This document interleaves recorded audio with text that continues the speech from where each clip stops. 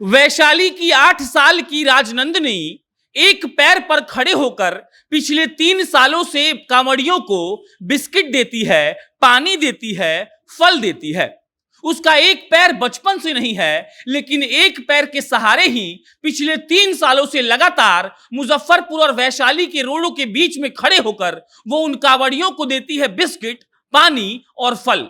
साथ में उसके पिता और भाई भी खड़े रहते हैं, लेकिन राजनंदिनी एक पैर पर खड़े होकर कभी कूदती उछलती रहती है और जब ही उसकी नजर किसी कावड़िए पर पड़ती है तो वो दौड़ के जाकर उसको पानी का बोतल थमाते हुए कहती है कि लीजिए, रास्ते में काम आएगा। 8 साल की एक लड़की जिसका नाम राजनंदिनी है, सोचिए कि उसका एक पैर नहीं है, लेकिन भक्ति इतनी है कि पिछले 3 सालों से जब जब सावन आता है तब तब कांवरियों को वो खड़े होकर जलपान कराती है।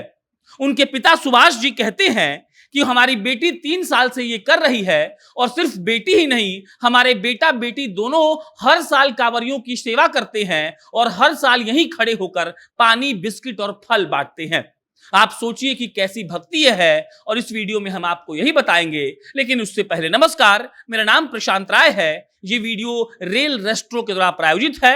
रेल रेस्ट्रो एक ऐसा ऐप है जो आपको ट्रेन में आपके सीट पर खाना पहुंचाता है। अगर आप कहीं सफर कर रहे हैं और आपको भूख लगी है तो बस रेल रेस्ट्रो का ऐप डाउनलोड करिए, पीएनआर नंबर डालकर खाना ऑर्डर करिए और आपकी सीट पर खाना पहुंचा दिया जाएगा। बहरहाल, वैशाली की 8 साल की राजनंदिनी पढ़ती भी है, उसका बचपन से एक पैर नहीं है, मतलब कि वो दिव्यांग है, लेकिन ये सब उसके भक्ति के बीच में कभी नहीं आया। राजनंदिनी 3 साल से हर साल सावन के महीने में रोड पर खड़ी होती हैं और लगातार उन भक्तों की सेवा करती हैं, उनको बिस्किट, पानी और फल बांटती हैं और कभी कभी जब कदम लड़खड़ा जाते हैं तो अपने पिता और भाई का सहारा लेती हैं। उनके पिता कहते हैं कि उनको हम मना करते हैं फिर भी राजनंदिनी मानती नहीं है। उनको लगता है कि भक्तों के बीच उनको रहना चाहिए और हर साल वो पिछले 3 साल से लगातार आती हैं और बेटा तो 5 साल से आ रहा है और बेटा भी हर भक्त की सेवा करना चाहता है और उसको लगता है कि अगर काश हम इन लोगों को पानी पिला दें, बिस्किट खिला दें, फल दे दें तो मेरा जीवन धन्य हो जाएगा।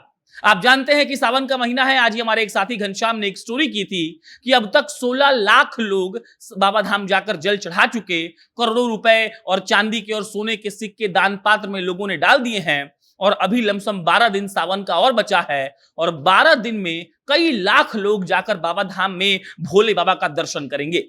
इसी बीच हमने कई खबरें देखी। एक हमने खबर देखा जहानाबाद के श्रवण कुमार का, जो अपने माता पिता को बहंगी पर बैठाकर सुल्तानगंज से बाबा धाम 105 किलोमीटर पैदल लेकर जा रहे थे। उनकी पत्नी उनका उसमें साथ दे रही थी। हमने ये भी देखा कि 220 फीट का लंबा कांवड़ लेकर एक पूरे गांव के लोग बाबा धाम निकल गए थे। और उसके बाद वैशाली की 8 साल की राजनंदिनी, जो बचपन से दिव्यांग है, एक पैर नहीं है, फिर भी वो लड़की पिछले 3 सालों से कांवरियों को फल, बिस्किट और पानी खड़े होकर बांट रही है एक पैर पर। और उनके पिता कहते हैं कि जब भी उसका पैर लड़खड़ाता है तो झट से हमारा हाथ पकड़ लेती है, लेकिन आती रोज है।